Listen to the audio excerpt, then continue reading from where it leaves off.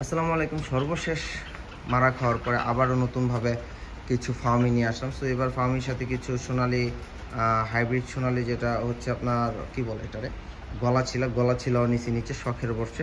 আর উপরে কিছু সোনালি নিছি কারণ নিজেদের ডিমের চাহিদাটা পূরণের জন্য আসলে মাস্ট ইম্পর্টেন্ট। বাসা বাড়িতে যাদের জায়গা আছে অন্তত ১০-১৫টা মুরগি পালন করার মতো, তো আমার মনে হয় তারা ৫টা-১০টা মুরগি পালন করলে বেস্ট, খারাপ হবে না। কারণ এই ১০টা মুরগিতে আপনার যে পরিমাণে ডিম আসে বা যে পরিমাণে প্রফিট হয় বিশাল হিউজ পরিমাণে।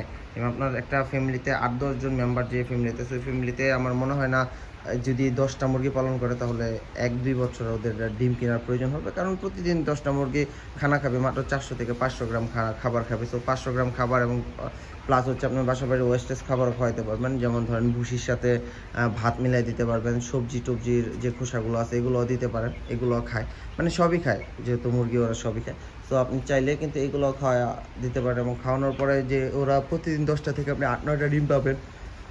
যত্ন ভালো হলে আরও বেশিও ডিম পাবেন। সো আপনার দেখা গেছে একটা ফ্যামিলির জন্য প্রতিদিন ৮টা-১০টা ডিম যথেষ্ট। ওদের তো আর প্রতিদিন ডিম লাগে না। প্রতিটা ফ্যামিলি মোটামুটি দেখা গেছে সপ্তাহে ২-৩ দিন ডিম বাদ দেয়। সো ওই ২-৩ দিনের গ্যাপটা এখান থেকে পূরণ হয়ে যাবে। তো আপনাদের যাদের প্রয়োজন তারা চাইলে বাসা বাড়িতে অল্প পরিসরে ৮টা-১০টা ৫টা মুরগি কিন্তু পালন করতে পারেন। এরকম খাঁচা যাদের বসানোর প্রয়োজন নাই, যাদের বাসায় জায়গা নাই, তারা চাইলে ছোটো ছোটো কবুতরের খাঁচাগুলো পাওয়া যায় এই টাইপের।